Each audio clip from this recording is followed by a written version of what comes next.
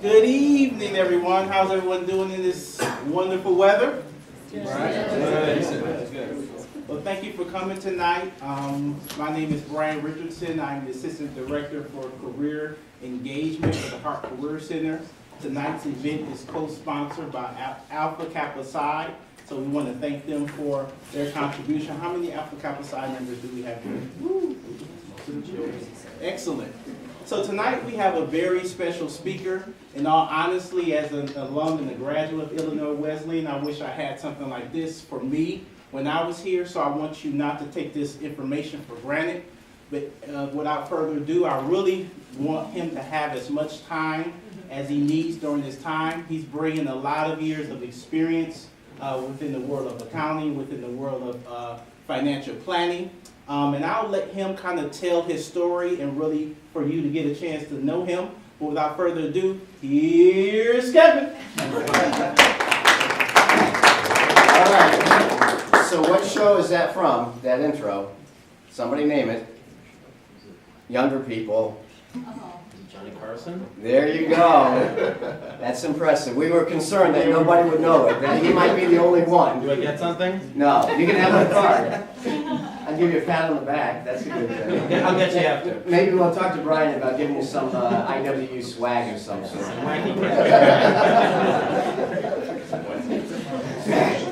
Folks, it is a pleasure to be here. I was going to get rid of my coat earlier, and I forgot, but this is going to be, hopefully, a great presentation for you. This is going to be a little bit like drinking through the fire hose. I'm going to give you a lot of stuff in a relatively short amount of time. If you have questions, let me know, all right? I'm going to do this a little different. Do you have anything that you came in expecting to hear that I need to know before I get started? Because if you said, I need to know this, I'll make sure it's in here. Any expectations coming in? I'm interested in your thoughts on saving for retirement versus paying off student loans in like the 5 years out of school. We'll talk about that for sure. All right. Any other expectations? Something about managing expectations. If I know going in, and like I said, I got a lot of great stuff up here, and that's certainly one of those. So, all right. So we're going to call that the expectations. I'll guarantee you we will talk about that. All right. All right.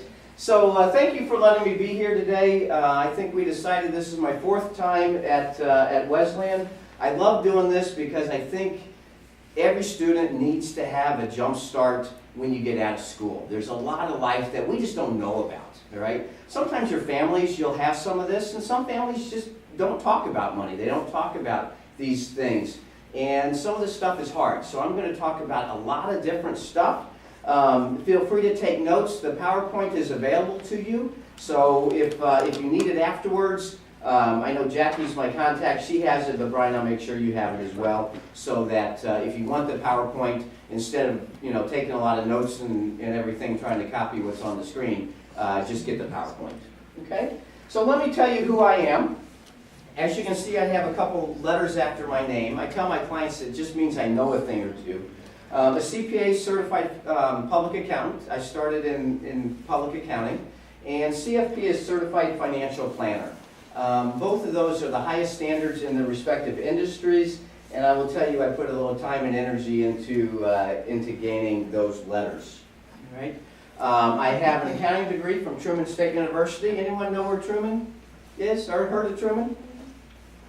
It's in Missouri. I had a full ride academic scholarship. They wanted to pay my way, and I literally went and I signed my name for 8 semesters and got myself through school by signing my name. That's my parents decided that was a good way to go to school. My brother and sister weren't like that. I was very active in college. I did a lot of stuff. You want to tell them what I failed at?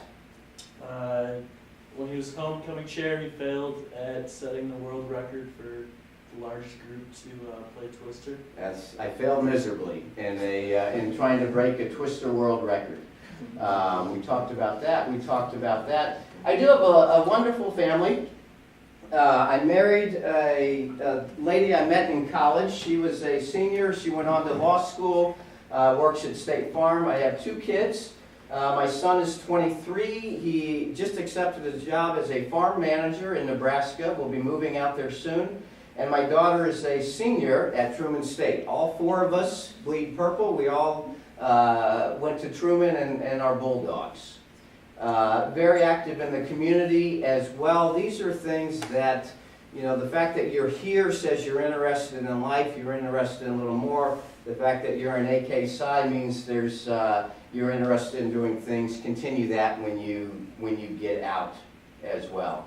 So I'm going to tell you about how I started when I graduated. I told you I had no debt. I had a full ride academic scholarship. I had a little bit of savings, not much, just from working a little bit in the summers. I bought a brand new car. It was sweet. It was a Pontiac Grand Prix. Nice car. You can see, and we'll talk about that mistake here in just a little bit. I got married. I married into debt, which is, again, one of the slides we're going to talk about. She grew up on a dairy farm, was the only one in her family to go to college, put herself through college, and put herself into and through law school. Although she married to get rid of some of that debt, I think. We laugh at that, but wait till a slide and we'll talk about some of those things.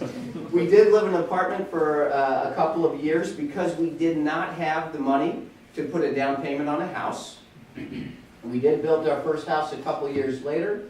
Who knows what a dink is? Mr. Johnny Carson, you know what a dink is? Nope. Anyone?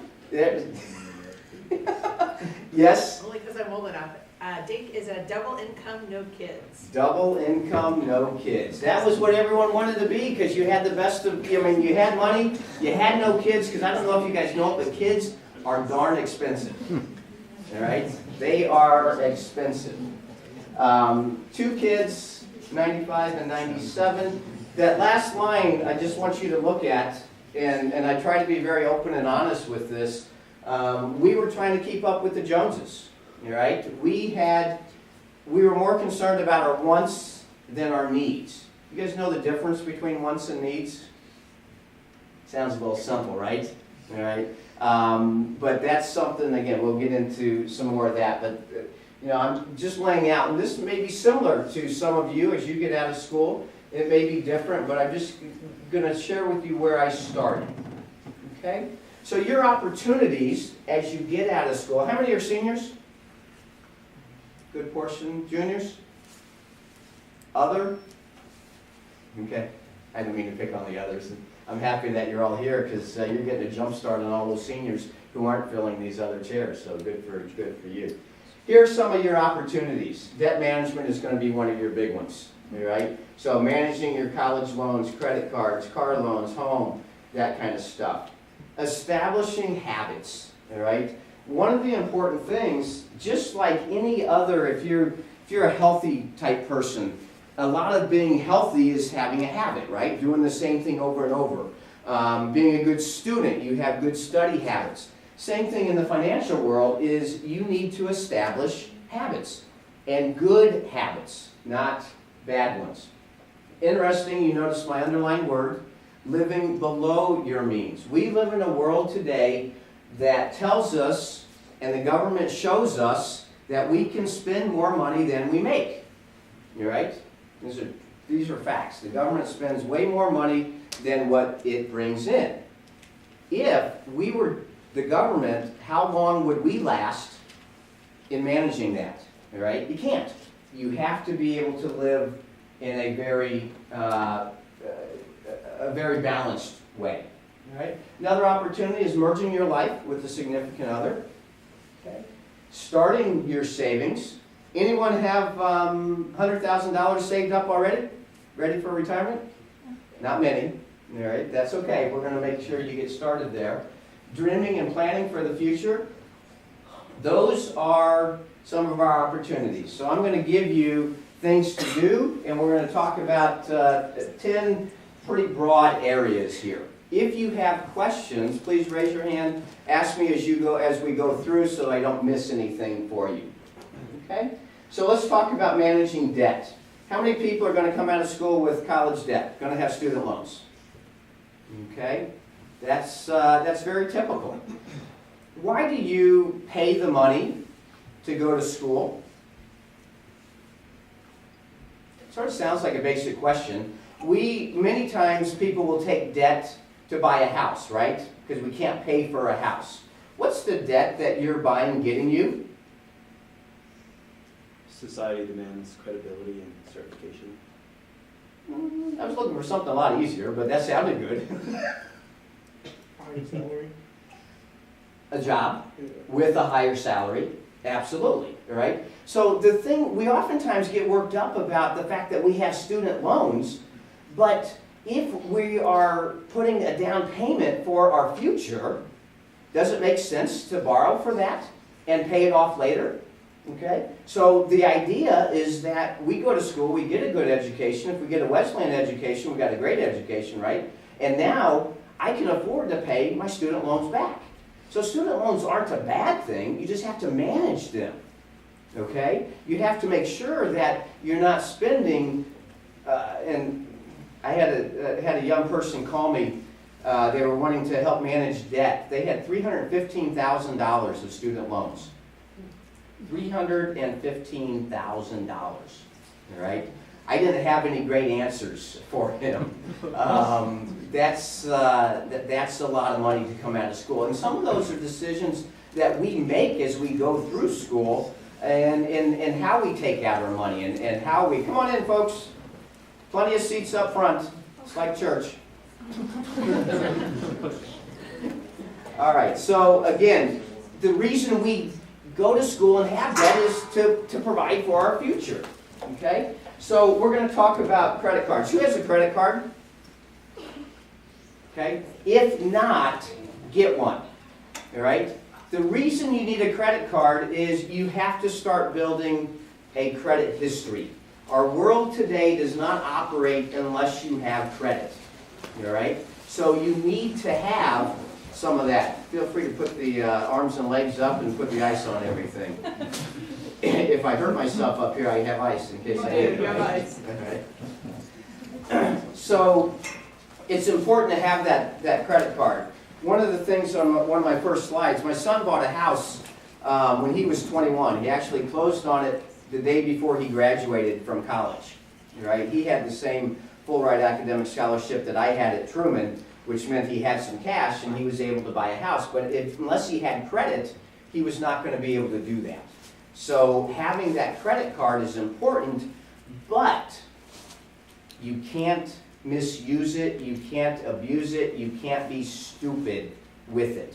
I was at the house of a potential client one night. They had young kids, so I went to their house, and they were needing some help, and we were accumulating what they had in credit card debt. So we started adding up and adding up and adding up, and they had $86,000 in credit card debt at no less than 20% per card. Okay, somebody calculate the monthly payment on that. They were paying close to $2,000 in interest every month. Okay, you can ruin yourself with credit cards. My one rule that you take, if you take anything out of here, never roll a credit card over, pay it off every month. If you can't pay it off every month, you should not have put the money on it. All right? You might write that one down because it's not in the presentation. That's just a bonus for you. All right? So that's an important thing. But make sure that if you use it, and you must use it, even just get a card and put a tank of gas on it, all right, every month and pay it off. But build that history. Okay? So there's my caution. Did put that in here. I said caution. All right? I told you about my car loan. All right? When I got out of school, I had a job. I worked for Coopers & Lybrand. It's one of the, at the time, one of the 8 largest public accounting firms. It's now down to 4. It's now PricewaterhouseCoopers. And I thought I deserved a new car. And so I went out and I bought this great Grand Prix, and the dash was cool. It looked like a cockpit and all that kind of stuff. And I thought I was high on life. It was really neat. And within 2 weeks of having it, I had to get it repainted because it had acid rain on it. How's that for really stinking? All right, it's my brand new car and have to get it all repainted. My point, and the reason I called it a mistake on one of the earlier slides is, you know, if I would have, now I would go back, I may have gotten a brand new car, but I may not have gotten that level of car. I may have got something else. Because the monthly payment, what I paid for that car, was in hindsight too much. And one of the things that we're going to talk about a lot tonight is balancing loan payments, all right, student loan payments, and investing and saving and all that kind of stuff. And if I would have spent a little less money on my car, I could have put a little more money away into savings, all right? But if you remember, I told you we were too busy keeping up with the Joneses and buying things and having things as opposed to saving. So who knows what I might have done anyway. Hopefully you guys can be a lot smarter than I ever will be or am. So as we look at the debt, the things you want to think about are, which are the highest interest rates here? The top ones.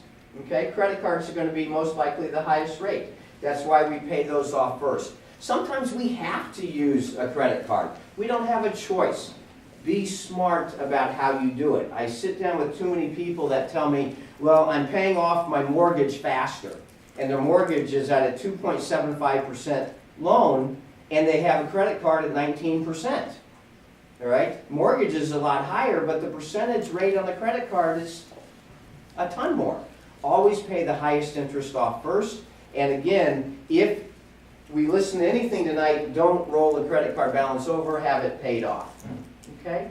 So one of our goals here is to only carry debt on your house. All right? If you can get through and not have car loans, not have student loans, not have other things, and the only reason I say house is because most of us can't afford to buy a house with cash.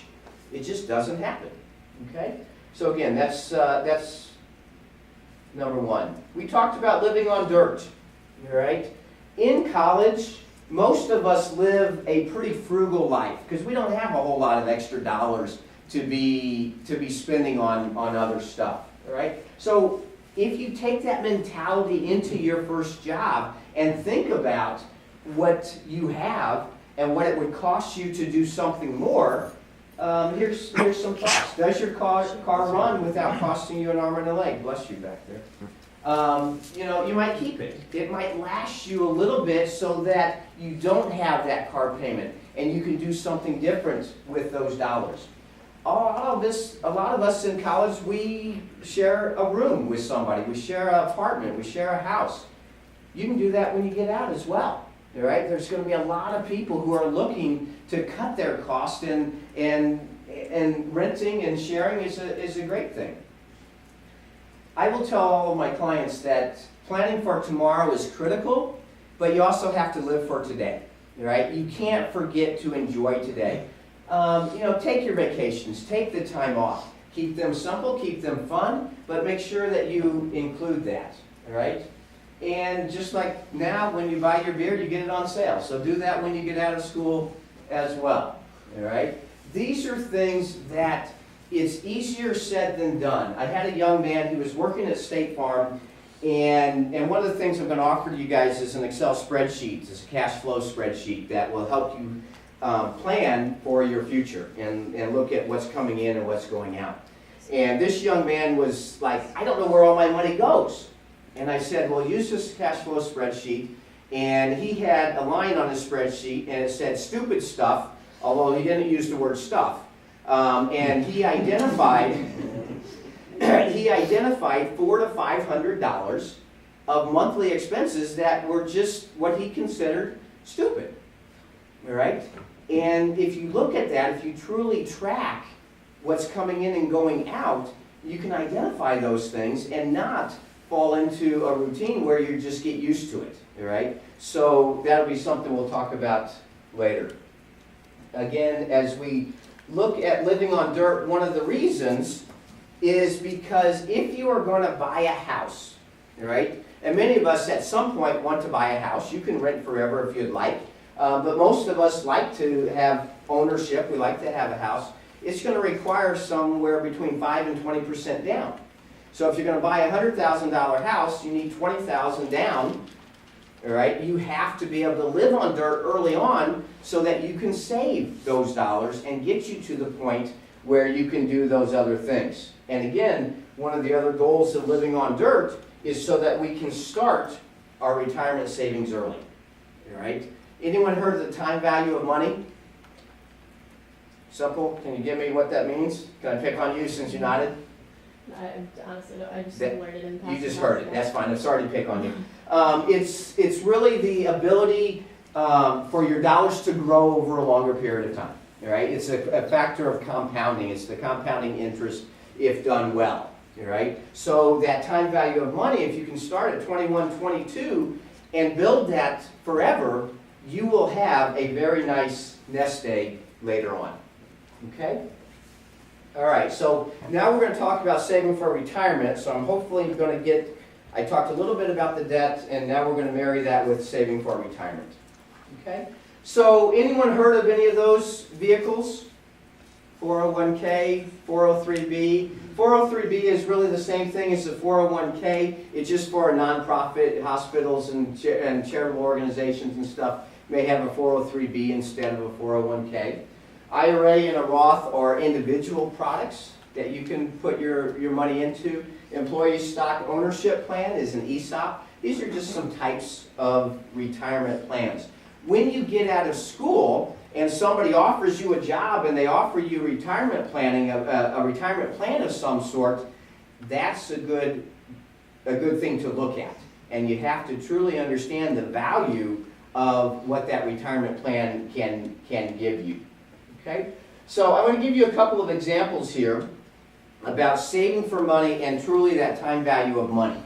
All right? So if I put $5,500 away the first 10 years out of school, and I just realized I didn't update this, the limit to put into a Roth or an IRA just moved to $6,000, and I did not update it. I did down below. But anyway, so if I put $5,500 away this year and for the next 10 years, so a total of $55,000, all right? At age 60, I'm going to have over $800,000. I put away $55,000, all right, at 21, and I get to age 60 and I've got $800,000. That's not putting away another dime after the 10th year, all right? And sometimes when we get started in life and we get married and we buy a house and we have kids and that kind of stuff, we might have early years where we have money, double income, no kids, where I could put money away, where I may not have the opportunity to put it away later.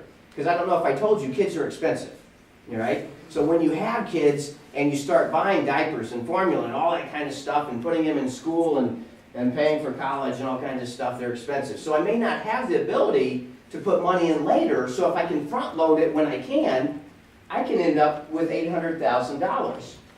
If I just put $22,000 away each year for 40 years, I put $80,000 away, I'm only going to have $500,000. Right? Just think about that math. Think about the time value of money by putting your dollars away early and allowing those to grow. All right? So this is where it's so important for you to be putting a little bit away, right? And neither of these are true reality, all right? But they give you the idea of what it means to focus early on putting away for retirement, all right? And then continuing that for a long time. Compliance makes me do that. All right, so Social Security. What year does Social Security go backwards according to our government? Anyone know? 2033. How many years is that from now? Way too few. All right? Our government says that in 2033, Social Security starts to go backwards because we've got more people living longer, all right, living into much older years. My oldest client died at 103. That was a unique experience to deal with someone for that many years of their life and to understand what it means at 103. She didn't even buy green bananas anymore. So, I mean, that tells you. Somebody laugh at that. Come on. But it's the reality is that we can live to a very old age, and we need to be able to plan for that. All right. So 2033, we have fewer of you in our world. All right. Your families are having fewer kids. You will have fewer kids than your parents did, and so the math doesn't work. The Social Security is truly a large Ponzi scheme, and that sounds bad, don't take it as bad, but it's what reality is. We put in money today, all right, that we hope to get out later on. When my dad retired a number of years ago, he called me one day and he says, "Thank you." I said, "You're welcome. What did I do?" He said, "Well, I just got my first Social Security check. I just want to thank you for putting in so I could get it back out." All right? That's really, and so if you think about the math and all of these people who are taking out, and I'm not judging Social Security, I'm not doing anything, I'm just giving information. We've got more people taking out than we do putting in. And so fundamentally, the system isn't going to work. All right? So my note here is that I'm going to get what's left, and you get, my compliance wouldn't allow me to put nothing because it wasn't certain, but I'm going to tell you, I want to count on it. Which means that, who cares about your retirement? Okay, there you go. We got a couple people pointing at herself, all right? You are the only ones, and I made the mistake of saying at one meeting, I said, unless you have a rich uncle or aunt, and a young lady, right? Yeah, I have an aunt, she's going to die and she's going to leave me all of her money. And I said, okay, so maybe that doesn't work. I said, can I meet your aunt? But unless you're in that unique situation, all right, you are the only one who really cares about your retirement, and you have to take it upon yourself to do those things, to do the right things and make it work. Let's talk about an IRA and a Roth. Who knows the difference between an IRA and a Roth IRA? Anyone? Everyone too scared to tell me? A little worried? I know somewhere in the class you had to talk about this. All right, I'll bite, I'll tell you. An IRA is money that you put away and you get a tax break today. How many of you need a tax break today? Your tax rate is so high, you're paying too much taxes. Who needs a tax break today? Mostly none of you, okay? A Roth IRA works, and so the IRA, you get a tax break today, but the IRS is going to get you on the front end or back end. You're going to have to pay tax on all of those dollars when you take those out.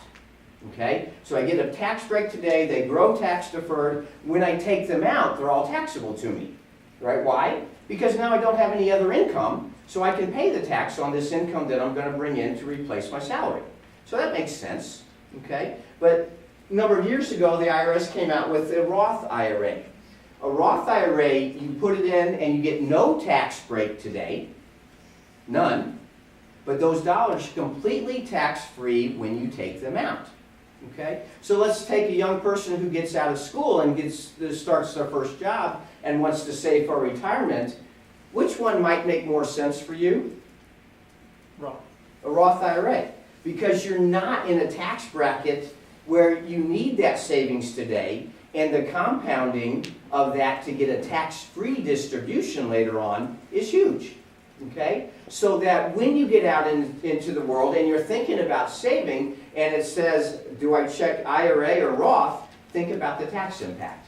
Think about what that means to you and how important the tax break is today or later. Okay? One of the other beauties of a Roth IRA is that a Roth IRA can be used to purchase a first house. A Roth IRA can be used to pay for college. I have some clients that use Roth IRA to fund college, right? So if I have some clients that say, you know what, my kids may not go to college, they may grow up and join the circus, all right? And I'm not going to need the college funds, I'm concerned about that. What are my options? I could use college funds, which have to be used for college, or I use a Roth IRA, which provides me money for retirement, but gives me a safety net to use for college as well. Okay? That's not a call, that's not saying call your parents and say, hey, you got money in your Roth IRA, oh, by the way, you can use it for my college, all right? Because you could do that. But I wanted to encourage that at this point. I do want to make sure that you do save for retirement, but those are just some of the nice extras that a Roth IRA can provide. Okay? When you get working, 401k, simple IRA, those might be things that are available to you. Make sure that you use those. All right? Many times, companies will offer you a match. All right? that match can be very valuable to you. And most people don't think about it. And I don't care how old you are, people just don't think about it. If I work for a company that provides a match, okay, let's say it's a 4% match, which means I have to put in 4% of my money, but they're going to give me 4% to match that, all right? That's free money, right? If I left a $100 bill right here, how many of you would take it? Yeah, everyone, don't give me this, no, everyone would take it if I said you could have it, okay? The same thing with the match. That's free money, all right? That's money that goes into your retirement to help you for the future. So when you look at two job offers, and one that has a 401k, let's say they're the same salary, but this one offers a 401k with a match, and this one doesn't, you just got an extra 4 or 5, whatever percent to match at this other company. Make sure you think about that as part of your compensation package. All right? Those things are critical. All right? So I'm going to try to answer the question now, because I think I've hit on both. Your question was, how do I balance loans and saving for retirement? Did I get that? Am I remembering properly? That was a long time ago. The answer is a little bit of both. All right? In our world today, we're typically not this way or that way, right? We're not to the extremes. I would encourage you to be somewhere in the middle on most everything, okay? So if I have a large amount of student loans, okay, and let's say they're at 6%, just to help do some math, all right? And I can save for retirement, and I think I can make 8% in retirement. Okay? Which one's a better opportunity for me? Do I make 6 by paying off my debt, or do I make 8 by saving for retirement? Well, first of all, I can't get to this for a long time, so maybe it's really not worth 8. All right? My point is, do a little bit of both. All right? Pay, of course, your payments, and then pay a little extra here, and pay a little extra into retirement, and do a little bit of each. All right? The cash flow spreadsheet, and I'll touch more on that. And what I'm going to tell you is, if you grab one of my cards at the end of this, you send me an email and say, Kevin, I'd like to have that cash flow spreadsheet. It's just a nice Excel spreadsheet that I created when I started in this business, because I made no money, I had no assets under management, I had to figure out how I paid my bills. All right? So this tool, though, allows you to record your income. It allows you to project out your future income, your future expenses, all of that kind of stuff to help you understand and see the future. If all of us could see the future today, we'd like to do that, right? This tool allows you at least to do that a little bit in your financial world. Okay? So the other thing I want to touch on while we're here is your 3 buckets. All right? You all have 3 buckets. You know that? Anyone have an idea what those buckets are? Short-term, mid-term, and long-term. Okay? All of this right here, that's your long-term bucket. All right? That's money that you need forever. I tell my clients, if you know when you're going to die, just tell me, because I can be a really good planner for you. If not, I'm going to have to guess. All right? But don't be wrong if you tell me that date, because if we're wrong, then it's going to be bad as well. But anyway, so long-term bucket is here. Your short-term bucket is, so here we can afford risk, and we expect return. In the short-term bucket, this is our cash and our savings. Okay? Cash and savings is money that we need to live on and prepare for what we don't expect to happen tomorrow. Anyone have a problem with their car and need money for some reason? Somebody at some point, you had some unexpected expense, right? If you don't have money in that short-term bucket set aside, right, where do? You go to a credit card, and you have to roll it over. And what did I say about rolling over your credit card? Said, don't do it. Good listeners. All right. So that's why we build this short-term bucket. Right. In that short-term bucket, I want you to have 3 to 6 months of your living expenses. 3 to 6 months. So that if you lost your job, or if you happen to work for the government and the government shut down, and you needed money for the month and a half that it shut down, you had money. I wish all of those government employees were my clients, because I will guarantee you they would have had enough money to make it through the shutdown. all right? And I want all of you to understand you have to have that. Bad things will happen to good people. You need to put the money aside and have that 3 to 6 months on hand in a savings account available to you for when something goes wrong. Okay? So that was short-term bucket, this was long-term bucket. The middle is for everything else. The middle might be saving for a house, it might be saving for a car, something like that. Maybe saving for a wedding or something that's more than 2 or 3 years out, but not forever. Okay? So you understand the idea of buckets? You understand how you want to focus on those buckets? All right, so I think we've covered retirement stuff. All right, so here's our goals here, and here I did update numbers for 2019. You can put $19,000 away a year into a 401k. All right, most of us are not going to take our first job and put $19,000 away. If you can, that's a great thing. Do that. That'll make that bucket a whole lot bigger than that 800 that I show above. Individual IRA and Roth IRA, you can put $6,000 away. The thing about the Roth, and I forgot to mention this earlier, you have to have earned income to be able to contribute to a Roth. So if you're working, you have some earned income. Let's say you made $4,000. You can put the $4,000 away into a Roth or an IRA, but you have to have earned income to contribute to an IRA. Okay? Questions about that? I know I was a little bit scattered as I went back around. Did I answer your question though? Okay, good. I wanted to make sure. All right. So I talked about how I met my wife in college. One of the things that I found over my life is that we end up with more than 50% of relationships end up in divorce at some point in time. All right? Divorce is very expensive. I worked with a client, he paid, and it was a relatively simple divorce, but he paid $55,000 to an attorney to get a divorce. All right? Think what that $55,000 could have been for his retirement instead of giving it to an attorney. Okay? One of the big things is financial compatibility. All right? As we go out, we find that perfect other person for us. Think about and talk about how you work financially. Is one person a spender? Is the other a saver? All right? In my world, what's hers is hers, and what's mine is hers, and everybody's happy. All right? That's why we've been together so long. I joke, she hates when I say that too, all the time. But I said, sweetie, I'm just kidding. I love you, dear. But there is some reality to that, all right? You have to understand.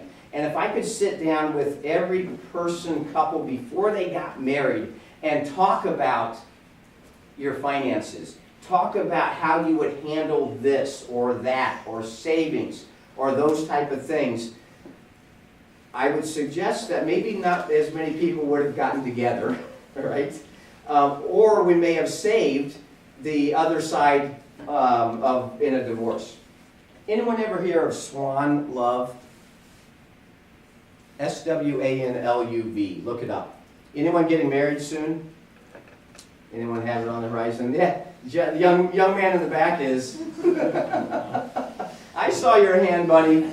You didn't think I could see you. Swan Love is a company that will give you money for your wedding, and you only have to pay it back when you get a divorce. I'm serious, folks. This is out there. All right? You only have to pay it back if you get a divorce. All right? Interesting concept, right? They will tell you that they're not trying to encourage divorce, and they have marriage counselors and all this kind of stuff, but they're giving you the opportunity for money today for what they know is going to be over a 50% chance that they're going to get it back later on. One of the biggest things in our future is who pays Swan Love back in a divorce settlement. All right? It's an interesting concept, and one that I think is, in my mind, is scary. All right? And is one of the reasons we talk about some of those things now, just to have you think about these because the financial impact of a divorce is huge. I had a couple last year, they were married 43 years, and they're getting a divorce, all right? It ruined both of them financially. Neither one was in any better position. I don't know what their life was like or anything like that, but all I'm speaking is to financially, that's a very difficult thing, all right? So just be thinking about those things, all right? And my bottom line on this goal, choose once and choose wisely, all right? Think about those things. Go into a relationship understanding what the other one's mentality is. You got a question? Yeah, so like when you're saving, would it make more sense like mathematically if you want to like put in money like with your future spouse? Like if you're getting married, say you're like 25 and you're getting married, wouldn't it mathematically like make sense to have one savings, or would it be like two separate? I tell my clients that if you keep separate accounts when you're married, all you've done is prepare for the divorce. You just made it easier to split it when it comes out, right? From a legal standpoint, you're going to split all the assets anyway, whether they're in your name or her name or his name, you're going to split them all anyway, okay? So it really doesn't matter, all right? But from a mentality process, if you think about it, all right, my wife and I, we have one checking account, we have one savings account, and all the money comes through because it's ours, right? It's not his, it's not hers, it's ours. And that's how we operate.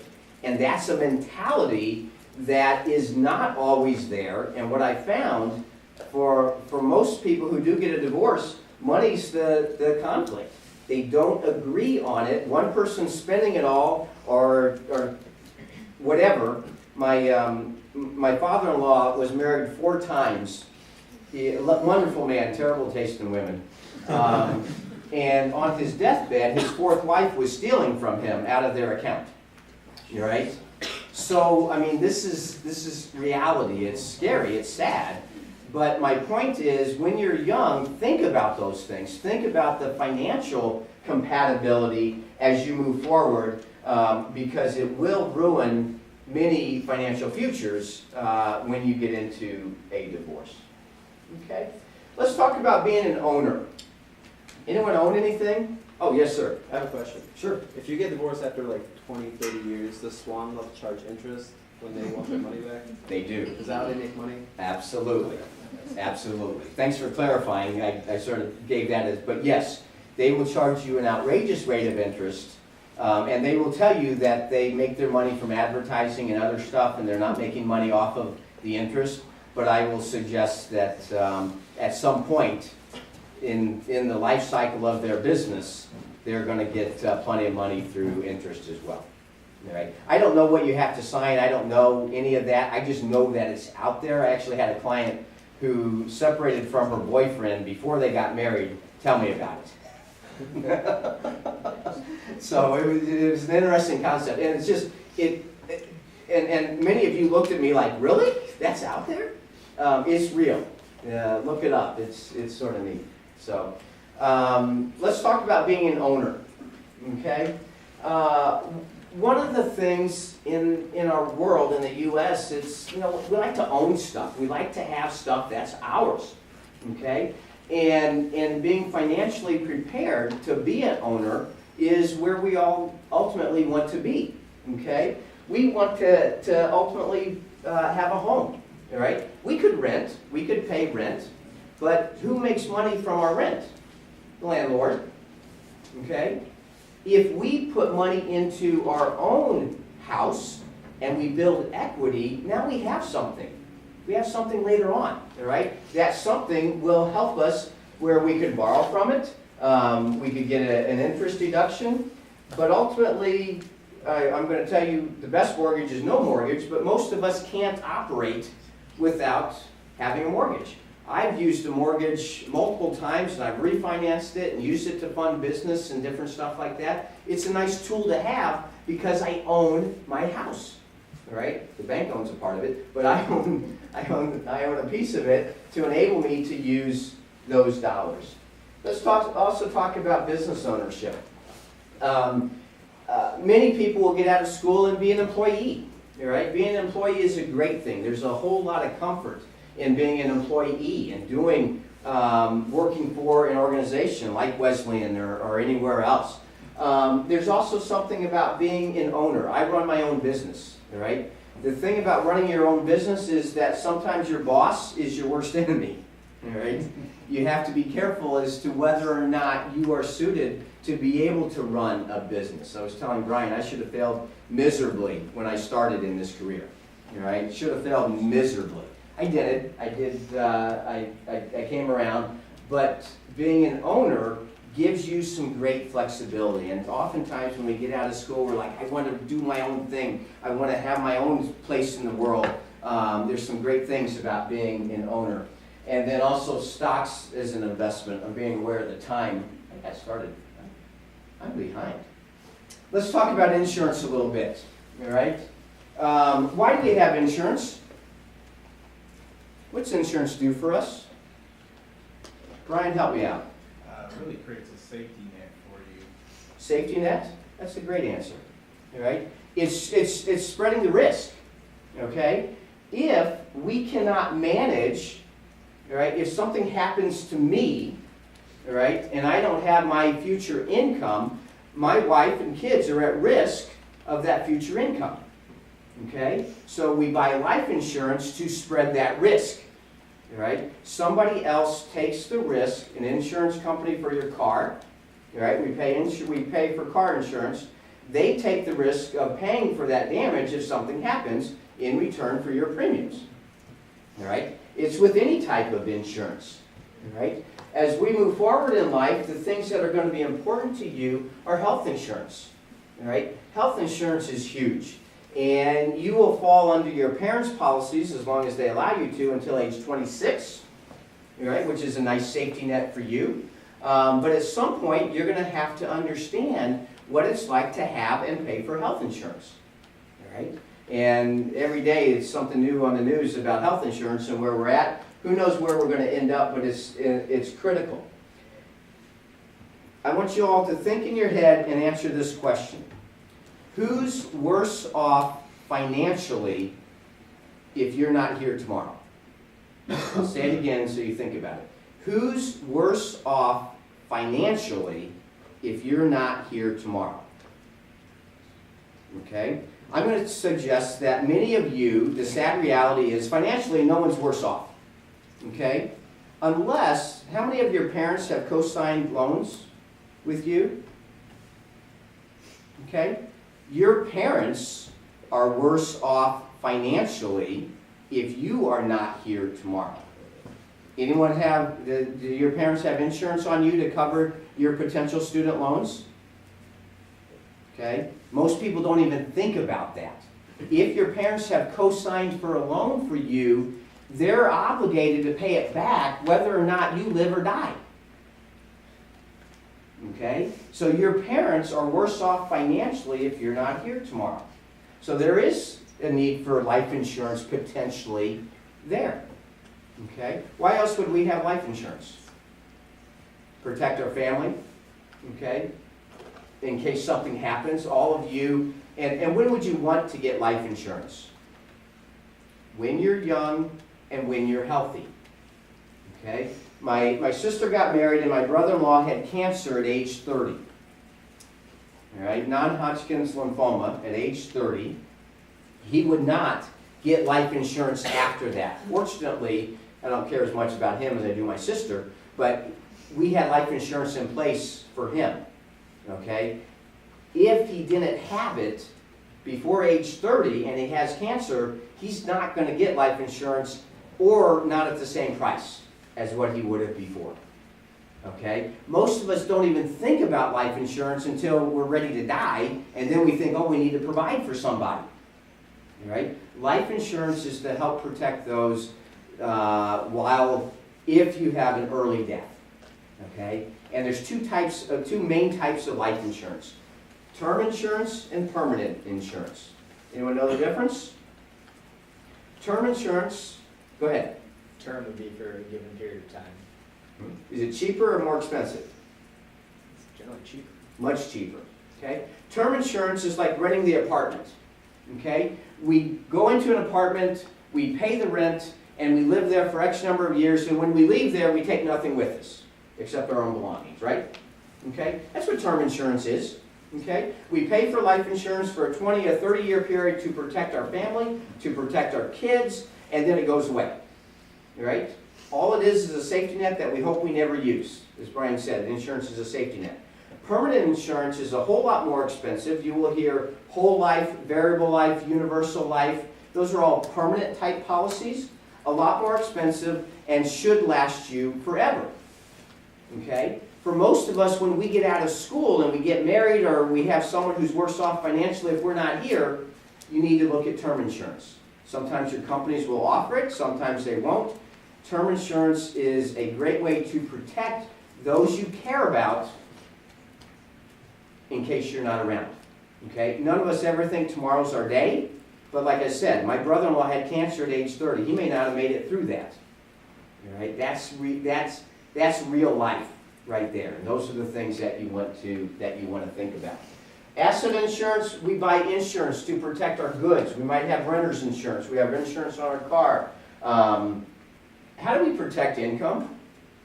Anyone know the product that we would use to protect our income? Safe.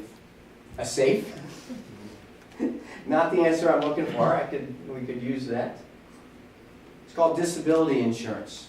All right? Let's say I'm a skier and I go to Colorado and I'm not so good and I hit a tree. But I don't hit it hard enough to kill myself.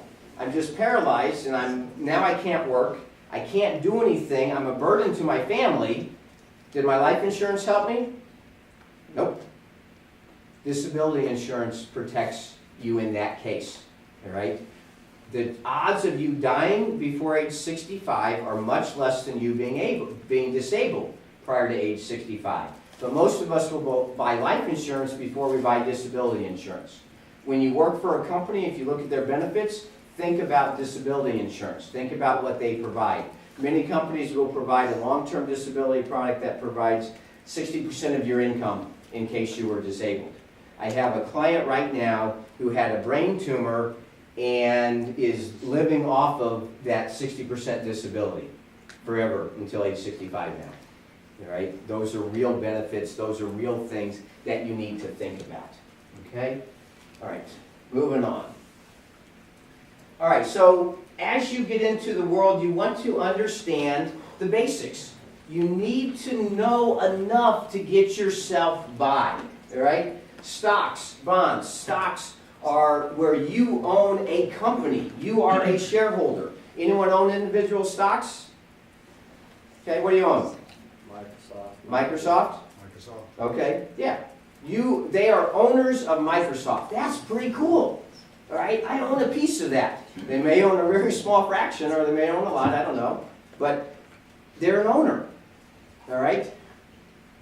Bonds are when we lend money to a company and they give us interest in return. All right? In theory, stocks are more aggressive, more risky than what bonds are.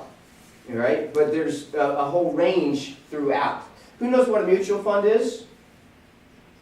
Mutual fund is a broad basket of either multiple stocks, hundreds, thousands, could be multiple bonds, right? Could be a mixture of all of those. But a mutual fund allows a company to make the investment decisions for you.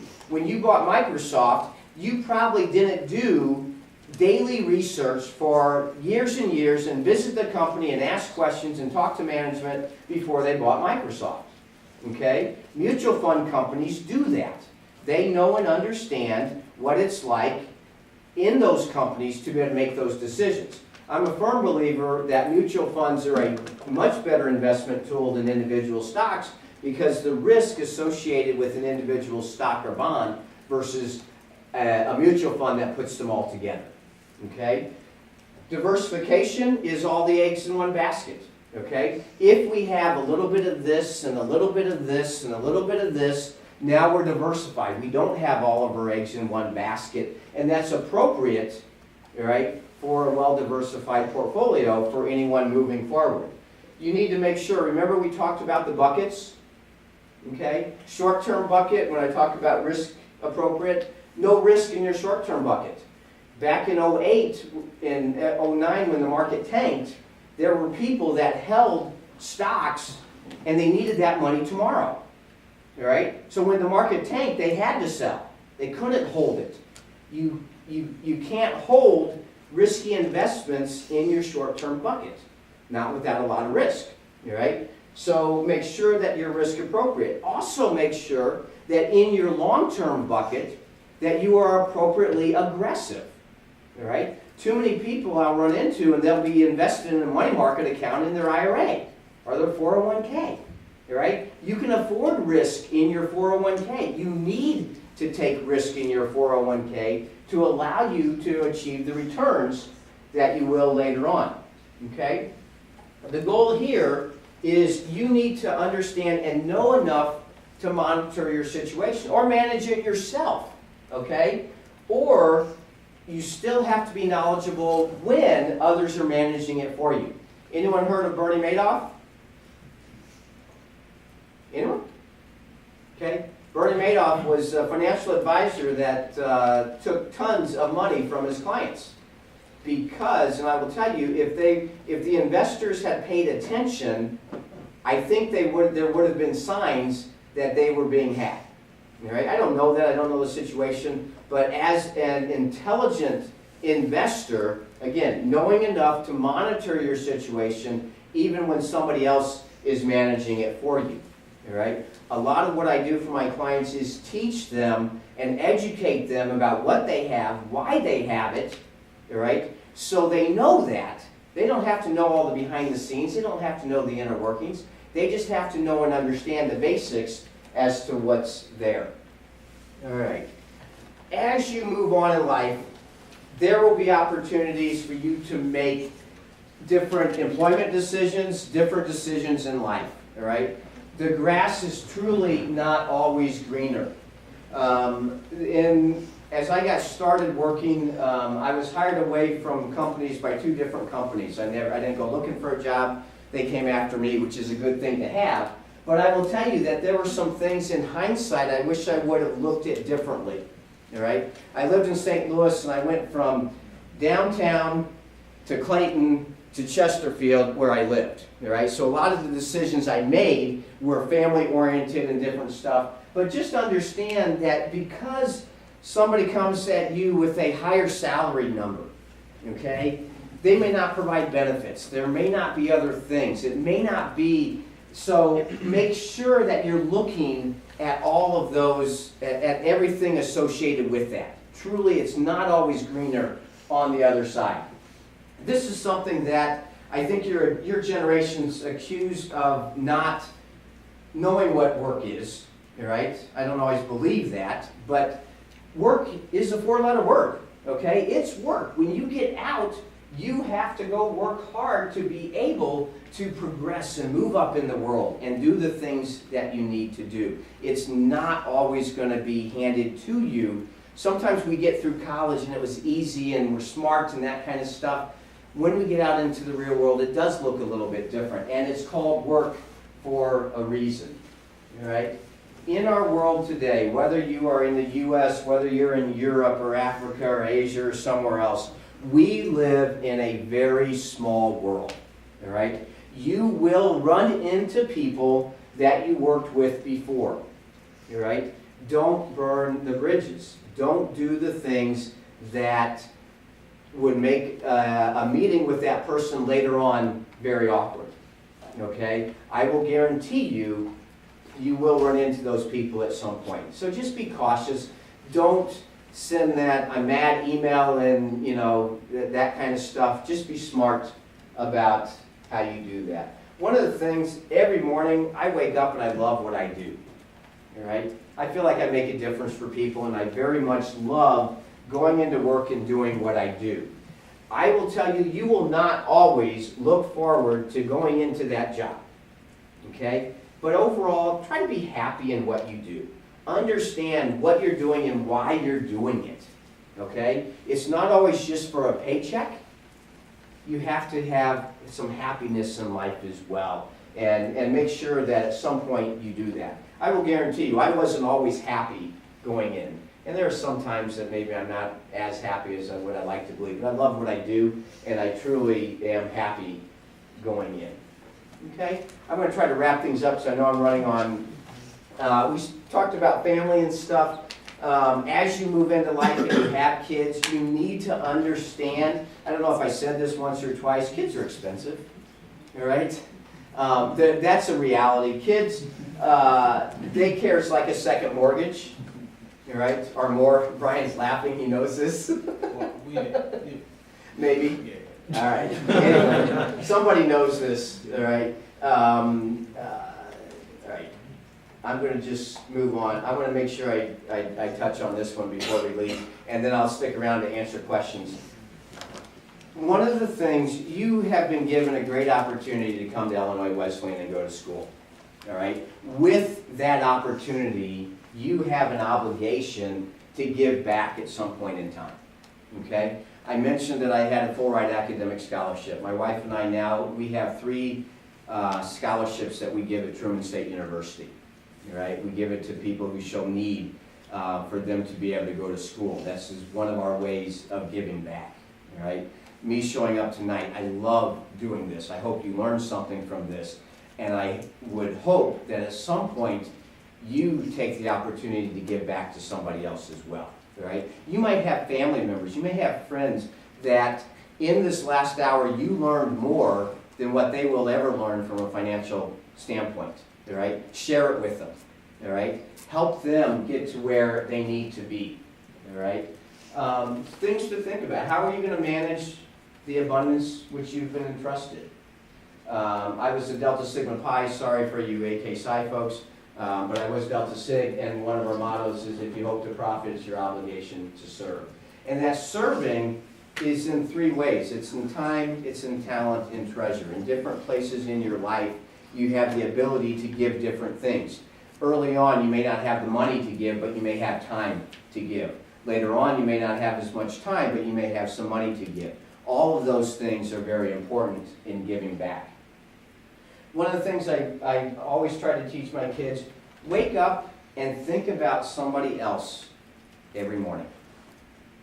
Okay? Our world is pretty self-centered in a lot of ways, and some of the things I talked about today in planning for your retirement, no one cares about your retirement but you. I also want you to think about somebody else and wake up. And then, think about what's on your tombstone at the end. It's in giving that you receive and in receiving that you give. I hope this has been helpful for all of you today. I will stick around. I have my business cards up here. So if you want that cash flow spreadsheet, drop me an email. I will send it to you. And thank you very much for allowing me to be here with you tonight.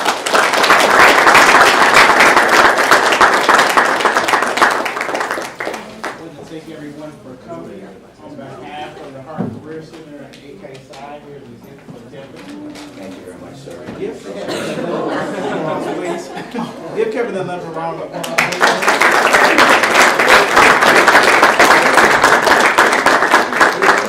If you forgot to sign in on your way in, please do so before you leave.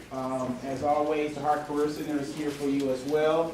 If you need some appointments as far as career, and we even have information as far as negotiations for jobs and job offers and those types of things. We have those things available for you as well. I want you to have a wonderful evening and just digest this information and utilize everything that you learned. So. You let me hang. They were all laughing. I just